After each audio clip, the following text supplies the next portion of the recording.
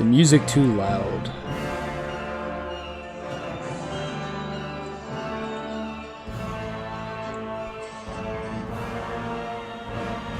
Well, someone can let me know in the comments so I can get anybody watching if the music's too loud. Also, probably cut the beginning of this out. Anyway, hello everybody. Today we're going to be playing Crusader Kings 3 tutorial. This is my first time streaming a game by myself, so let's see how I do. If this is harder than I think it will be, then I owe Ryan an apology. If not, then I'm better than him at this. So let's get started.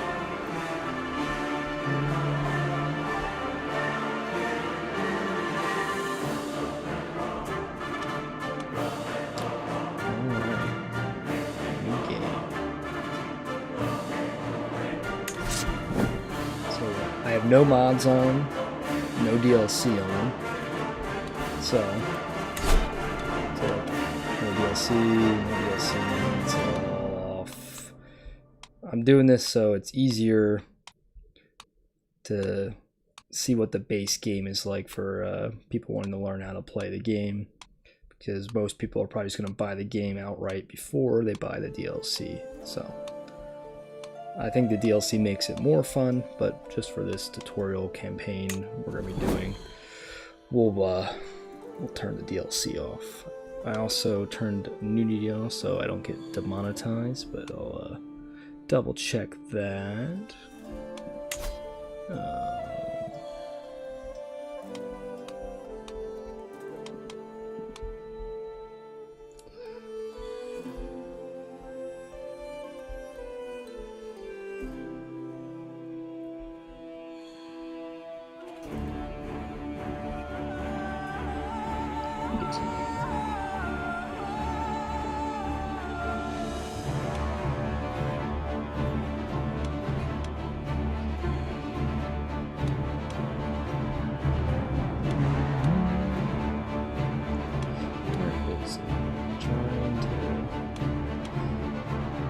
Check. So much stuff in settings, this is crazy.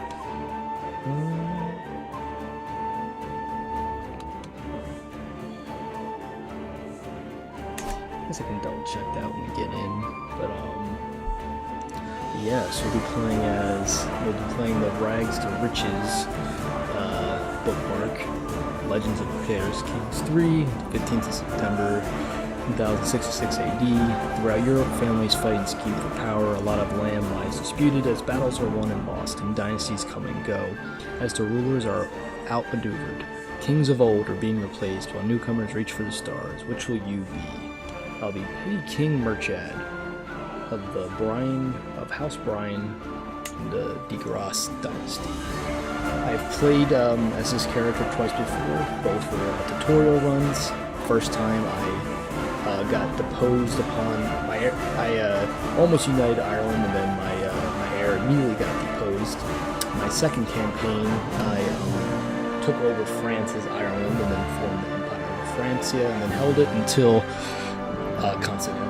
Constantinople fell. So that's how my second tutorial campaign went, and you guys have been watching the third, so it should be fun. We'll be playing as Petty King Murchad, who is actually not the historical ruler of this time period. There's actually like a setting you can play as the actual historical ruler, but well, he's not the tutorial character, so we're not going to be playing him.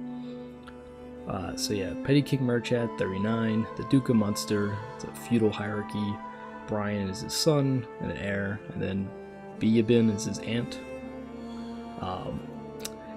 Culture is Irish, faith is insularism, difficulty starting as this character is easy. House Brian of the Dál-gcais Dynasty.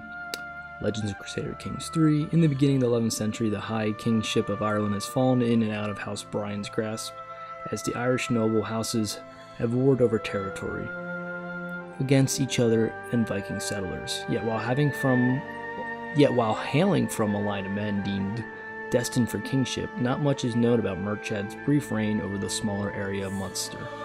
With your help, perhaps a member of the House of Briain, or is it Briain? We'll just say Briain. can sit on the throne of Ireland once more. Briain out Briain. That's it. Alright, so start tutorial. Crusader Kings 3 is a deep strategy game of dynasties and intrigue. If you're new to the world of Crusader Kings, we strongly recommend you play the tutorial. I'm not, but maybe you watching are. So, Petty King Murchad. Ireland is divided among numerous petty kings and feudal lords. As Petty King Murchad of Munster, lead your dynasty, unite the lands, and become King of Ireland. Alright, let's start.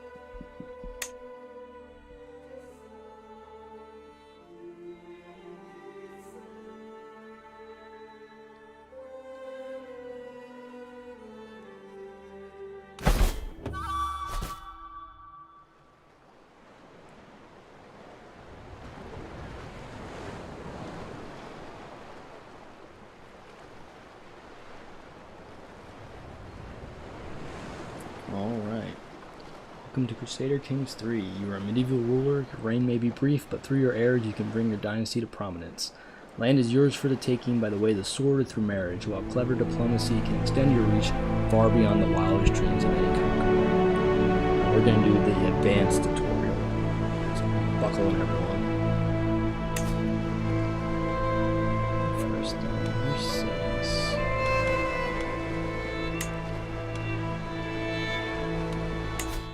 Just want to double check that nudity is indeed turned off, that it is off. Okay, alright, no getting demonetized today. Use the W, A, S, and D keys to move the camera across the map. You may also use to move the cursor to the edge of the screen to pan. Pressing the home key takes you to your realm capital. To zoom in now the map, use the scroll wheel. Different information displayed on the different zoom levels, details map, political map, paper map. Zoomed in, you have the ability to select and manage your holdings.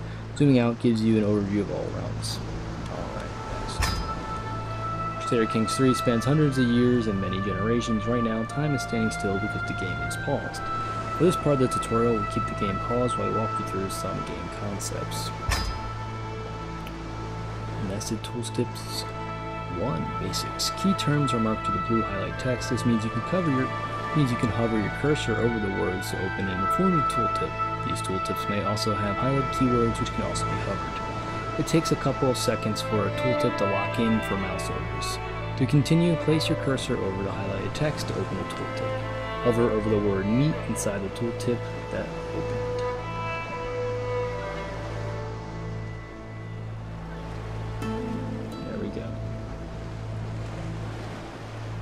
This information is here for you whenever you are unsure about a game concept, which will happen a lot in this game.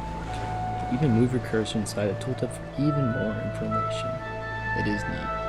Good job, it says. Now let's talk about the game.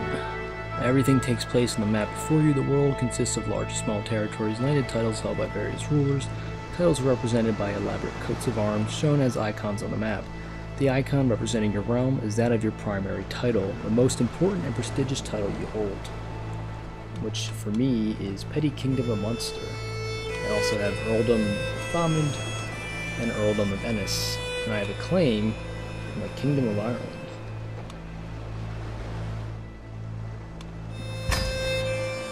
If you hover over your character portrait, the coat of arms over your realm capital, Luminate, will glow, which is what ours is, will glow and the entirety of your realm will be highlighted. Munster is your primary title, which is why your realm is named after it. You also hold the Earldom of Thomond as a separate title.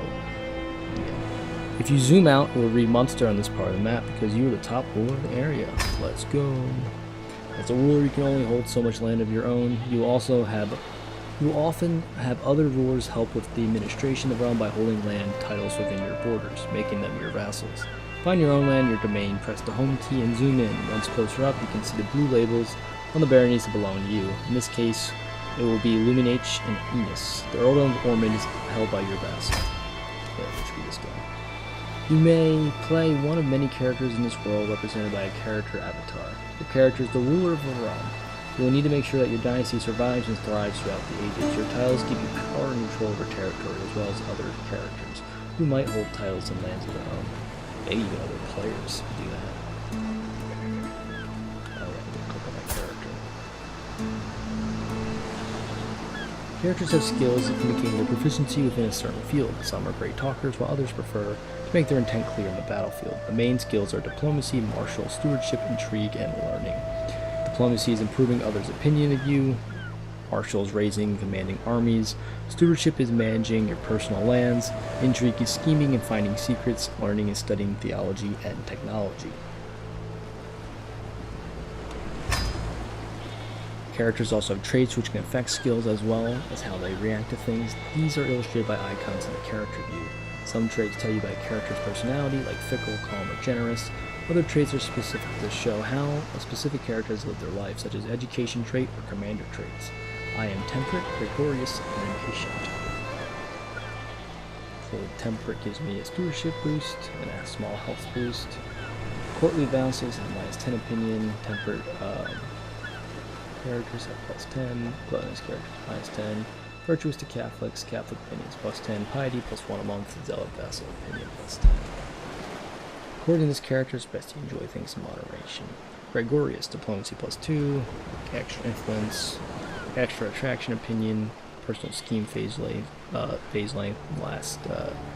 goes 10 days faster for scheme phase. Courtly vassal opinions +5. Opinion of gregarious characters +10. This character enjoys spending time with other people. Impatient -2 for learning, +20% prestige. Opinion of leech -5. Hostile scheme phase 10 days faster for scheme phase. Travel speed +25%. Travel safety -10. Courtly vassal opinions -10, parasocial vassal opinion -10, unlocks the expedient schemes decision, opinion patient characters -15. This character thinks that most things should happen fast. Ideally, they should happen now. Alright. Traits can also impact how other characters react to you. Some people are impressed by the brave trait, while lustful characters more likely feature in salacious gossip. Traits influence other characters' morality and greed, which can affect both their friendly and hostile actions. All characters, yes, all have opinions of one another. This game's crazy. Which drives their behavior. Low opinion can cause people to rise up against you or be unwilling to help you. High opinion can, on the other hand, make characters more inclined to join your schemes. How you choose to interact with other characters will often affect their opinion of you. To further your goals, you'll need gold, among other things. Gold pays for buildings, armies, and bribes. Gold is collected passively from both your holdings and your vassals as tax. Larger vassals and more important holdings tend to give more tax. However, money can't buy everything. Certain things can only be achieved by spending the right amount of prestige, or for religious matters, piety. You can see the current state of your gold, prestige, and piety in the bar at the top right. Gold, prestige, piety. Prestige. Prestige tells you how respected you are. If it can be earned passively over time by holding many titles, for example, or actively, such as marrying into prestigious dynasties or fighting as an ally in wars. Whenever you earn prestige, you build towards your next level of fame. Higher levels of fame make other characters think better of you and bring powerful ways to wage war. Some actions cost prestige, like declaring war. These actions allow you to leverage your celebrity for your own benefit. Characters won't think less of you for using them. Spending prestige does not affect your level of fame progress, just your current prestige. With a lot of piety, you will have an easier time interacting with your head of faith. As you are Catholic, this is the Pope. Piety can be gained passively from the learning skill and virtuous traits, or actively from pious actions, such as going on a pilgrimage. You also have a level of devotion, which builds over time whenever you gain piety and can have positive effects for your character. Similar to prestige, some actions require you to spend piety, like declaring holy wars or creating a new faith. Spending piety like this is normal, and other characters won't think worse of you for it. Lifestyles. As well as traits, your character can also pick a lifestyle. There are 5 lifestyles, one for each skill. Lifestyles represent what you put the most effort into day to day, and each one has several focuses inside relating to it. Every focus gives you a unique bonus and makes events associated with that focus more likely to happen. It's a skill tree.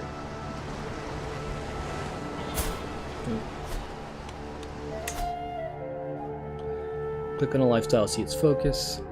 As time goes by, your character will earn lifestyle experience for maintaining a particular lifestyle. When you acquire enough lifestyle experiences, you can select one of that lifestyle's perks from any of its trees. Perks represents you practicing and developing yourself over time, offering unique bonuses like special traits or unlocking lifestyle-specific mechanics and content, such as the ability to start abduct schemes. As an example, the strategy, authority, and chivalry focuses all grant martial experience, which can be used to acquire any of the martial lifestyle perks. Completing perk trees lead to a different lifestyle traits. choose learning, and then I'm going to choose medicine focus. It's understanding a life beyond the vagaries of the world upon the body. +1 to learning, small health boost, experience from health. Yes, I understand.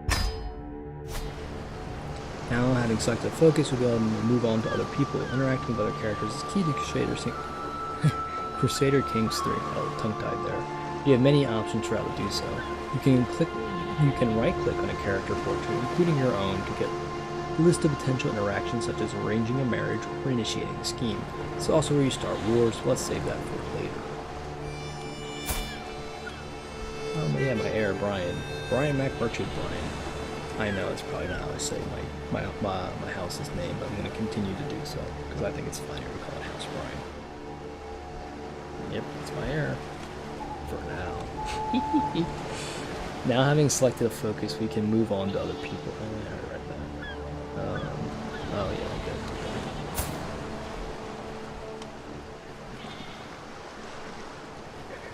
And then we can make him do stuff and give him stuff. Let's start with the basic. Everyone likes gold. Try sending a bribe to your player heir. What? What are we doing here? 50 gold. Boo. He already has such a high opinion of me. Screw you, tutorial. I don't need to do this. Well done. You have successfully increased somebody's opinion. Note the feed message in the lower right. Oh, I was thinking of a different kind of feed. This is where mildly interesting but non-critical information appears and goes away after a little while unpaused. Certain opinion modifiers last forever, like familial bonds. Blood is thicker than water, all that, right? Others will wane over time, like the fading memory of receiving a monetary gift. Hey, I'll never forget a gift if it's big enough. If you have your cursor over the opinion number on another character, you can see exactly where the various numbers are coming from. Is it due to a marriage alliance, a gift of gold, or simply that they appreciate your honest nature? Now let's talk about your dynasty. As the game goes on, unless your character meets with an untimely accident or terrible disease, they will grow old and eventually die. The story doesn't end there, however. It's only game over if you not have an heir of your own dynasty. As long as your titles have heirs of your dynasty, your legacy will live on. When your current character dies, you simply start playing a new one, the player heir. Depending on the type of succession your realm has, this is likely to be one of your children. Perhaps one day you've grown to rule. Your dynasty has its own coat of arms, which is uniquely highlighted and can be clicked on for more information. You don't need to do anything with this now, but if you want to look at the details of your dynasty later, it can be found here. Succession laws determine how all titles and resources are divided between heirs when a character dies. We currently only have one heir. But let's take a look anyway.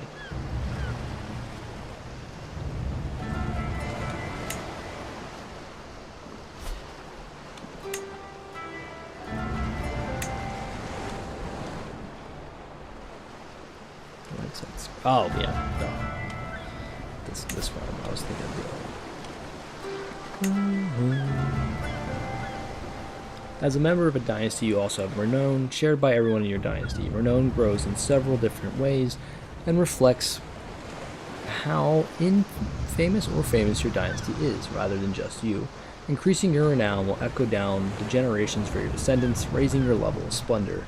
As the dynasty head, the most powerful member of your dynasty, renown will allow you to unlock dynasty legacies that will benefit all of your kin. To view the dynasty legacy of a dynasty, click on the dynasty coat of arms. I understand.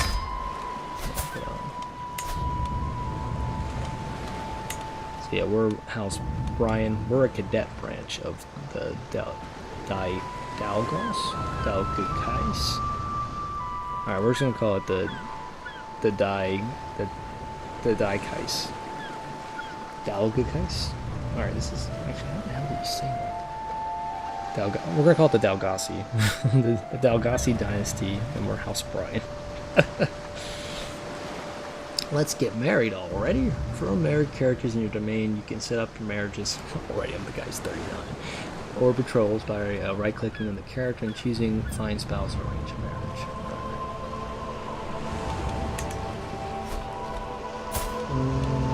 Let's see. Choosing fine spouse opens a list of potential spouses. They hail from courts all over the world. Choosing arranged marriage also opens a list of potential spouses, but only with people from the court the character you clicked. Your own character is visible on the left because this marriage needs your approval.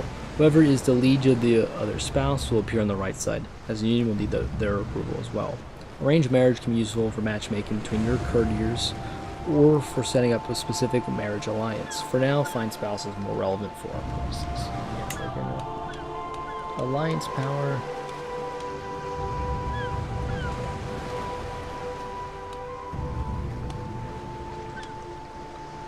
Duchy Mundi.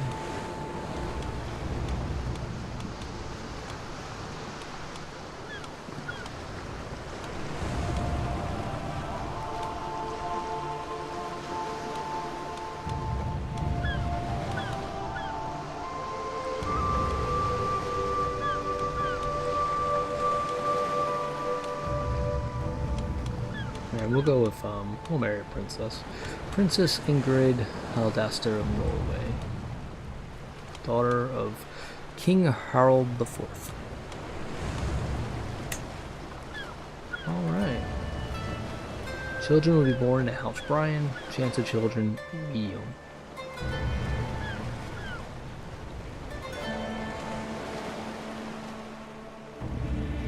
And they are vastly superior, so that's good for us.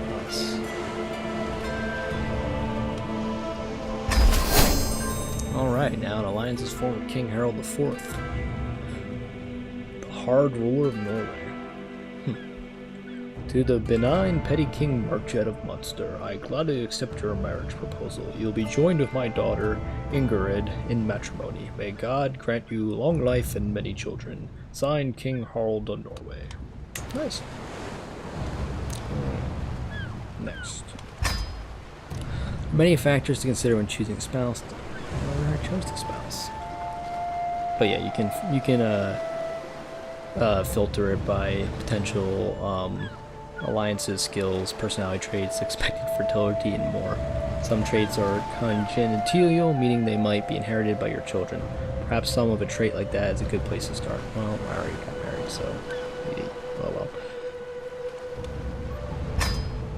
Well, we already sent the proposal too. When you have selected two characters from your marriage, you are presented with the details of the union, along with additional options such as having the marriage to be matrilineal, which is when they join the women's house instead of yours. If you're happy with the marriage, go ahead and send an offer. This action usually takes a few days, but we'll make it instant for the tutorial. Oh yeah, I was wondering why that happened so fast. Congratulations, I got married. May you live long and happily together. You may have noticed the toast message at the top of the screen. Toast messages deliver quick-fire information that is relevant to you or your character. Marriages are also usually accompanied by an event, as your potential spouse's liege accepts or rejects your offer of a letter. These are different kinds of events, and they are critical to shaping your destiny, so keep an eye out for them. For this tutorial, we recommend that you find a spouse for your son as well. As soon as your son is married, he can start producing members of your family and heirs to your titles who are part of your dynasty. I understand. Family is important. The player heir will always come for your dynasty, and most often from your house. In the future, it won't hurt to keep an eye on your family and their line of succession. Depending on their succession laws, you might end up inheriting titles along with the land and vassals from your relatives. Not everyone in your dynasty will be landowners, but every plot of land on the map has an owner. Sometimes that owner is you, sometimes it's one of your vassals, and sometimes it's another realm entirely, many of whom also have or are vassals. Most titles belong in a pyramid-like hierarchy, according to their title tier. Barony, ruled by a baron or baroness. County, ruled by a count or countess. Duchy, ruled by a duke or duchess. Kingdom, ruled by a king or queen. Empire, ruled by an emperor or empress. They also added hegemonies, which are ruled by a hegemon. Or, I guess, hegemoness? I don't know if there's a female equivalent. Every title is legally part of a title one tier up the chain. For example, each county is thus part of a duchy. Each barony is thus part of a county. Each duchy is thus part of a kingdom, and each kingdom is thus part of an empire, if a higher one exists. Note, there are many dynamic names for these titles. Your current ruler is in charge of Petty Kingdom, which corresponds to the duchy tier. We say, oh, de jure titles. We say legally because as Crusader Kings 3's let you play with history, there's no way to guarantee that a king is actually in control of all the titles that his kingdom is supposed to contain within its borders. We call this title hierarchy de jure, and if the structure has been broken, it is often possible to declare war over errant territories. If you switch to the duchy titles map, you can see that as the ruler of the Duchy of Munster, the county of Desmond should legally be part of your realm. Alright, let's go to the duchy map mode.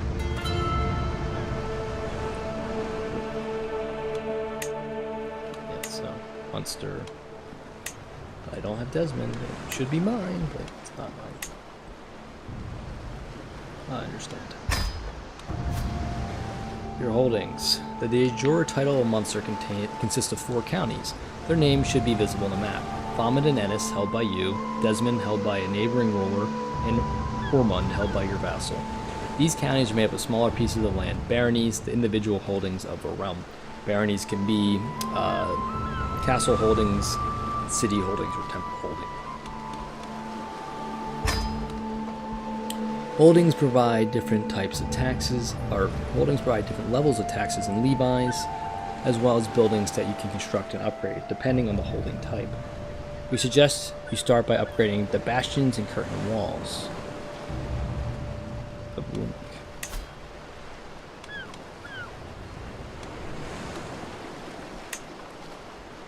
Alright. The first step for any respectable fortification is direction of bastions and curtain walls. They do a decent job keeping enemies and rioting peasants at bay. Well done. It will take some time for the building to be ready though. Luminich wasn't built in a day. Very Luminich door, that's funny. Feel free to close the walls and towers construction window. Final one. Once your construction is completed, you will receive the benefits of the building or upgrade you choose. Every holding provides taxes to their holder. If that holder is a vassal, they will in turn pay taxes to their liege. Taxes are your main source of gold income. Obligations can affect how high or low these taxes are. Being at war can affect the level of control in a county, which in turn affects taxes. It's all about taxes, baby. As a ruler, you're likely to be a liege of at least one vassal. These are rulers who have sworn fealty to you and thus part of your realm. Now, if you play as a barony, supposed to do that. Vassals supply you with gold, taxes, and soldiers' levies. It is possible to be both a liege and a vassal at once. Yeah, if you're a count, usually you'll be both. Open the realm view on the right side. Oh yeah, we go here again. Inspect the vassals tab. We only got one vassal.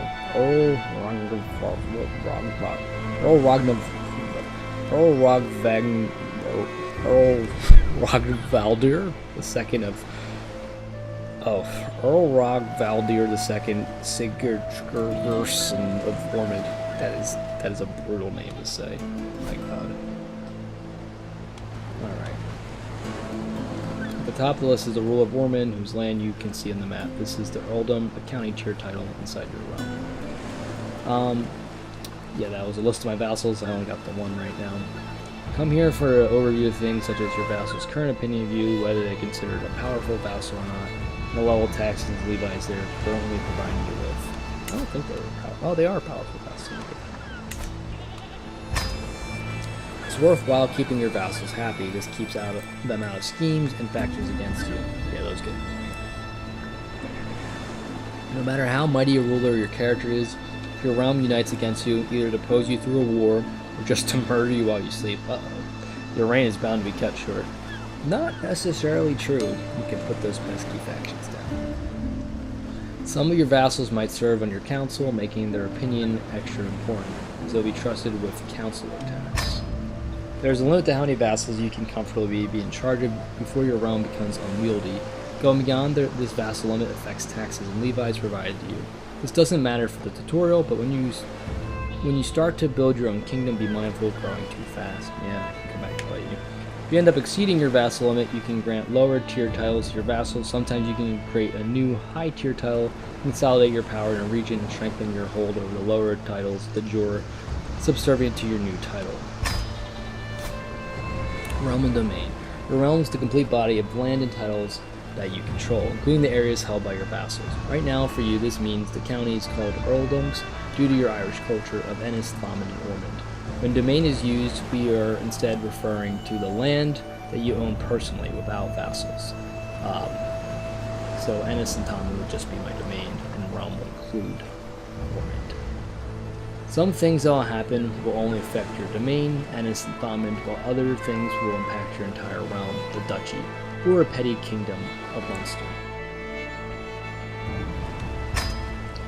Note that there is a limit to how much land you can hold personally before you start incurring penalties to the domain limit. Yeah, that can get annoying. When you go above your domain limit, it's a good idea to use the grant title interaction on characters you're friendly with, making them your vassals. As you have no spare titles to give away, you cannot currently do this, but you would otherwise find it in the character menu visible when right-clicking on a character. Managing a realm is a lot of work. As ruler, you have the help of your council. These can be either vassals or members of your court, and they act as your trusted advisors. There is a council position corresponding to each guild, and married rulers who also have their spouse assisting them. Oh yeah, council. Counselors can be set to work, and they can do all different things. You can change your counselor's tasks by clicking on the button near the portrait in the council view. So, fabricate claim and accounting, that's a fun one. Religious relationships. Schemes are long-term goals aimed at another character. They can have hostile goals like trying to murder or abduct your target, or it could be more wholesome, such as the befriend scheme. Oh, that's fun. Schemes, secrets. Good time to use a scheme might be when you find the line of succession to be not as clear-cut and favorable as you liked. One way to get ahead is to simply remove the competition, quietly with no witnesses. A murder attempt comes with risk of discovery. Dude, murder attempts in this game I feel like they're so hard. If your attempt goes awry, it'll make your character unpopular, especially if your intended target. Oh, no shit, should I? The sway scheme is made for increasing the opinion someone has of your character. Let's try it. Okay, open the council view, right-click on your court chaplain, the bishop, and choose sway scheme. Does my bishop not like me? Alright.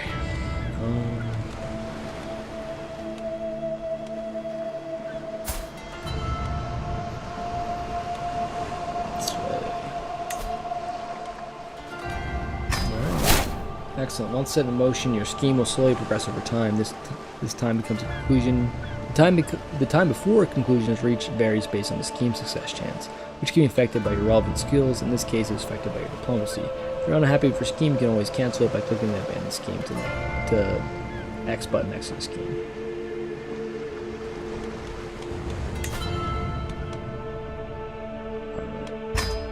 Sometimes schemes can give rise to secrets. If you catch someone trying to commit murder, it's probably in their best interest to make sure you keep it quiet.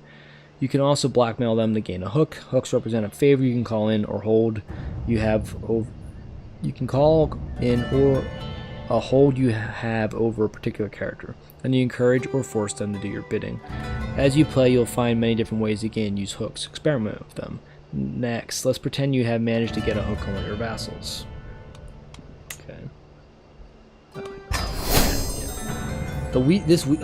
Okay. This weak hook can be used for a number of things. For example, you can increase the obligation set by the vassal contract you have with a feudal vassal. Okay. To access the menu for changing your vassal contract, go to the vassal list in the realm view, or right-click the portrait to choose modify vassal contract.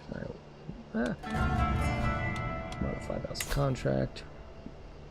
We're going to use a hook, and we're going to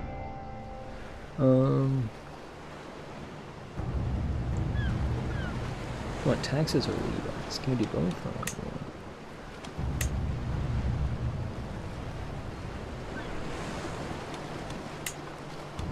Guess we can only do one. Alright, well.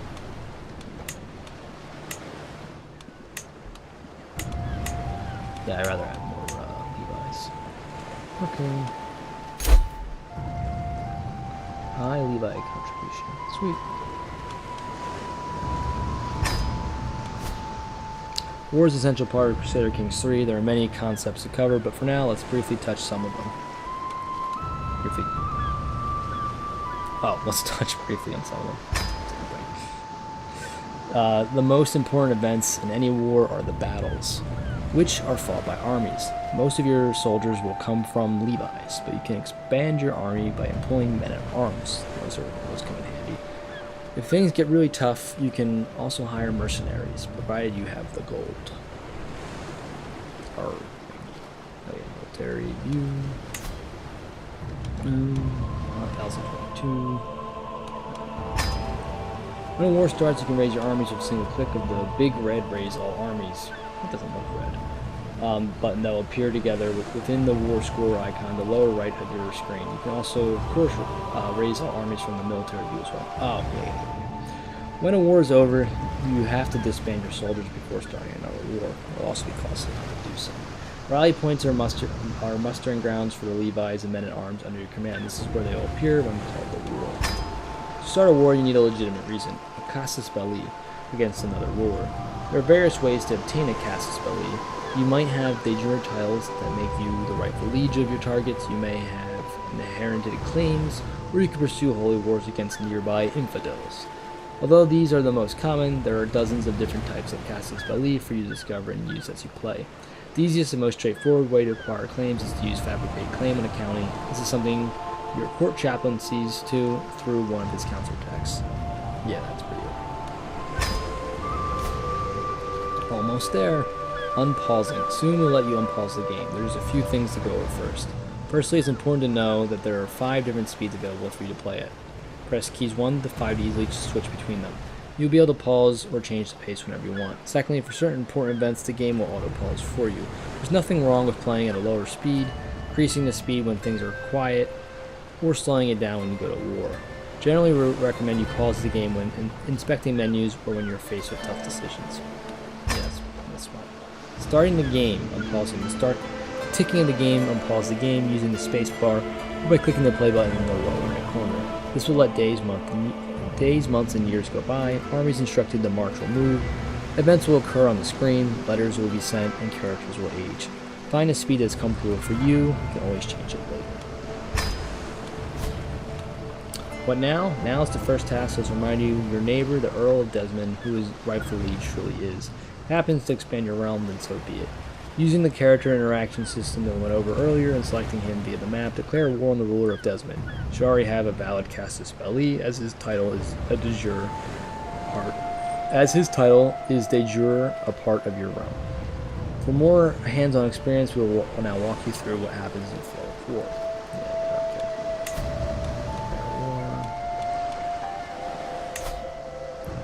Seize the petty kingdom of Munster, de jure. Declare war, 100 prestige. Here's all armies.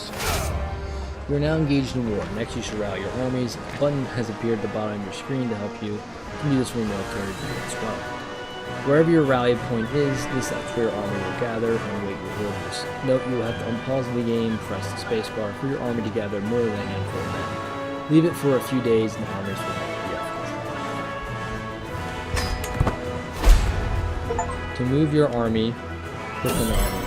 Use a hook on top. That's the first time I did that. Interesting. Oh shit, we have a wedding celebration. To move your army, click on the army in the map and right. Click on the area you want to go. To win a war, you usually have to capture the enemy realm, capital, and a siege. Reference is usually where you should focus on when on the offense. If you order your army across waters, it will embark, turning into a fleet. For now, I'll stay on land. Understand? With my marriage to Princess Ingrid, we expect this. With my marriage to Princess Ingrid, My marriage to Princess Ingrid, expects us to throw silly extravagant wedding celebration. It is well within my rights to collect a royal aid duty as part of this, but some may consider it tasteless to levy an extra tax during a time of jubilation. Of course I will collect it. Who pays for their own wedding? 75 gold. I'll let my subjects enjoy the festivities without worry or care. Yeah, I'd rather have the prestige. Okay. Oh yeah, I gotta. That's on. Now your army is moving. Oh, yeah. Now, you gotta pause while I read these. Now that your army is moving, it is probably heading into battle with enemy forces. It's about a month has passed in the game already. This can be a head-on encounter of other armies from the start of siege. Battles will happen automatically if two hostile armies cross paths. Similar siege can occur when you place your army in enemy holding. It's a good time to pause the game if you haven't done so yet. Oh, we already did. Otherwise, time stands still and your armies will not move. We can just watch them march in place all day, right? Alright, let's unpause it. Alright, I'm gonna destroy them. Alright, outcome of the battle between two armies depends on a number of things. Number of Levi's both sides have, which, if any, men are armed to your side using. The commanders involved, and even the terrain you're fighting. Yeah, terrain is more details can be gleaned from a combat view. Click on your fighting army to look at it. Oh, yeah.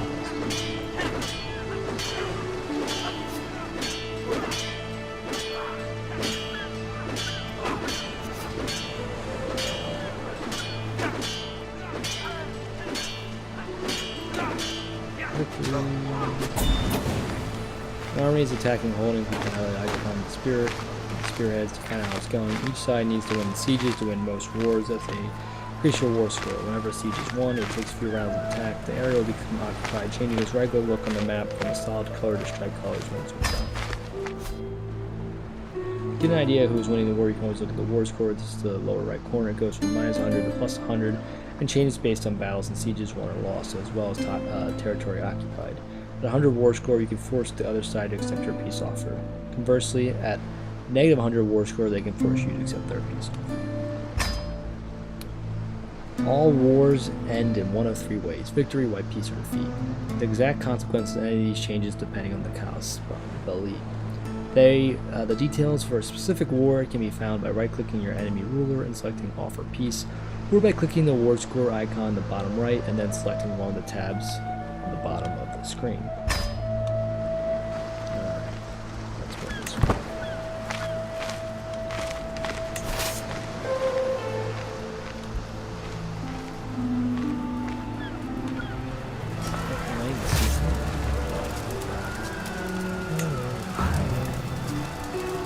Speed it up. Oh, my wife's playing.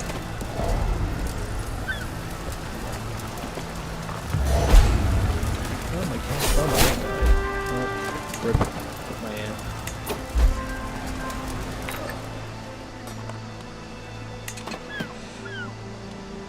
Yeah, my aunt died at 78. With to a real one.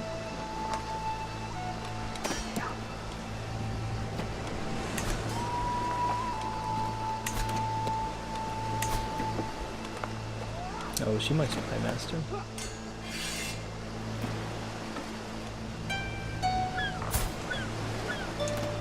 Yeah, she was my spy master. Oh, off the points.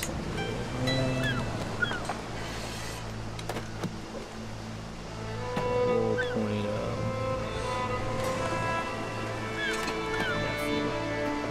Yes, it's her son, right?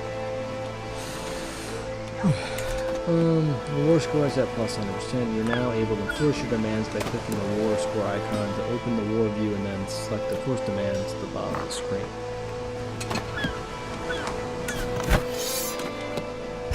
Enforce demands. Enforce demands. I get the this.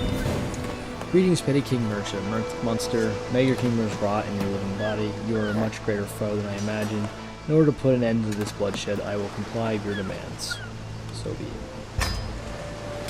Congratulations on your victory. You now experience what it's like to make it through an essential part of the game.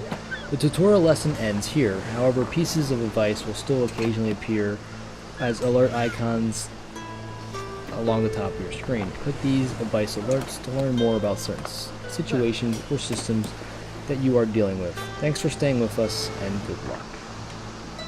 Alright. To move your army... Oh, no, we are not. Alright, disband army. Yep. What now? There are many things you can do now that you'll have dipped your toes in some of the central systems. Crusader Kings 3 is all about setting your own goals. One suggestion we recommend you try to become the king or queen of all of Ireland. War is not the only way either. Or you can click the current situation button at the top to see if any items under suggestions or current situation strikes your fancy.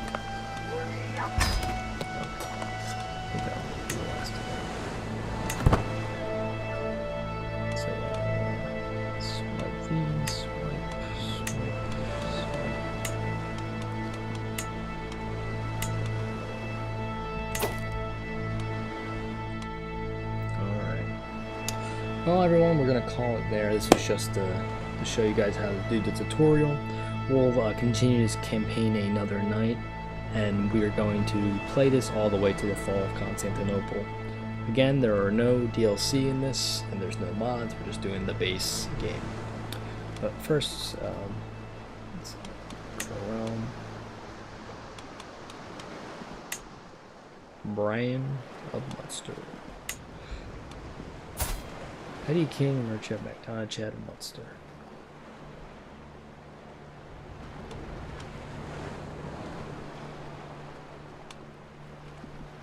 Alright. Save game.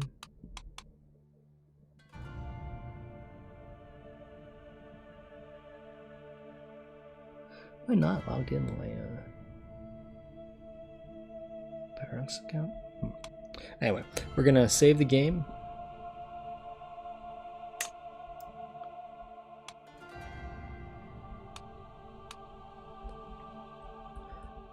Petty King Murchad of Munster. That's who we are. And the year's 1067. But we're going to name it CK3 Tutorial Dynasty Stream. Save.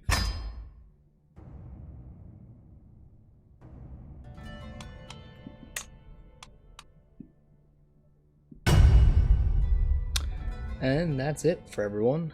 So thank you all for watching. The couple people who hopped in, as you can see, Petty King Murchad of Munster, his heir Brian, and his wife Princess Ingrid are on the screen. We'll pick up with them next stream as we start the campaign proper. But yeah, I've been looking forward to this for a while. It took me a while to get it set up. I had to buy a monitor and figure out how to connect to two screens. I'm not very tech savvy, but I'm looking forward to doing this campaign. I like the idea of starting as a tutorial character and then like essentially going all the way with them, or I guess the dynasty, right? Because my character's not immortal. So we'll continue this dynasty and see how successful we can get by the time Constantinople falls. I'm hoping to be emperor of all of Europe by the time Constantinople falls, but we'll see.